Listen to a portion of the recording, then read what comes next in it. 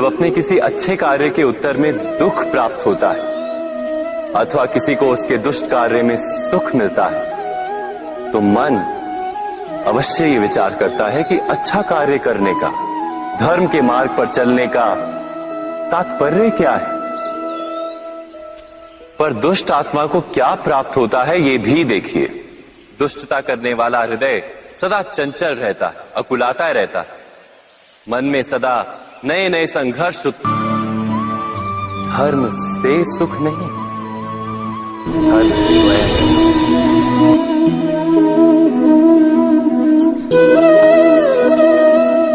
सत्ता की लालसा सबके हृदय को घेरे रहती है।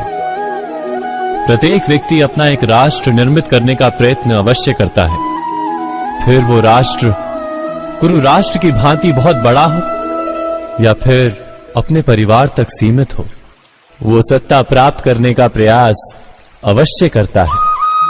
किंतु सत्ता का वास्तविक रूप क्या है, क्या हमने कभी विचार किया है?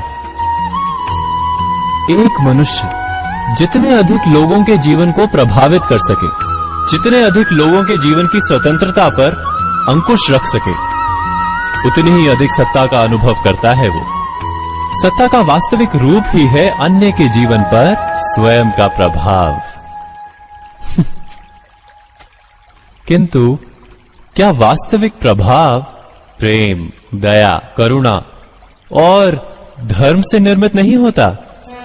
जब भी मनुष्य कठोरता और अधर्म से सत्ता प्राप्त करने का प्रयत्न करता है, तब वो दूसरों के हृदय में विरोध अथवा विद्रोह को जन्म देता है।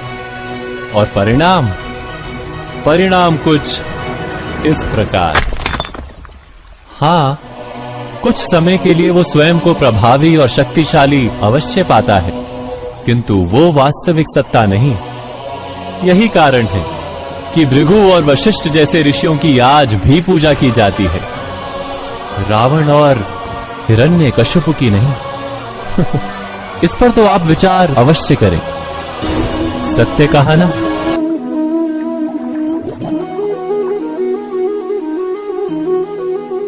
इस संसार में आने वाला प्रत्येक बालक संपूर्णतः संस्कार रहित होता है। उसके अंतर पर ना किसी अच्छे संस्कार के चिन्ह अंकित होते हैं, ना ही बुरे संस्कार के। अर्थात जन्म से बालक में ना कोई गुण होता है और ना ही कोई दोष। तो ये दोष अथवा गुण किस प्रकार प्राप्त होते हैं, क्या हमने कभी विचार किया है? जो बात माता पिता के मुख से निरंतर सुनी जाती है, वही बात उनकी संतानों के हृदय का संस्कार बनती है। जैसे किसी गांव में नदी तट तक एक पगडंडी बन जाती है केवल उस मार्ग पर बार बार चलने के कारण। अर्थात माता पिता के हृदय की इच्छाएं उनकी संतानों के हृदय का दोष अथवा गुण बनकर जन्म लेती हैं। क्या ये सत्य नहीं? पर फिर भी जब उनकी संतानों में कोई दोष दिखाई देता है, तो माता पिता आश्चर्य और दुख से भर जाते। माता पिता का हृदय ये प्रश्न करता है कि उनकी संतानों में ये कुसंस्कार आए कहां से।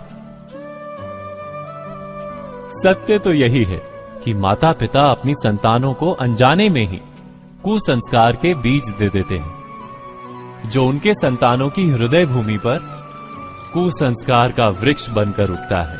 अर्थात अपनी संतानों को सुसंस्कारी और धर्ममय बनाने की आशा रखने वाले प्रत्येक माता पिता को प्रथम अपने हृदय की इच्छाओं पर अंकुश रखना क्या अनिवार्य नहीं?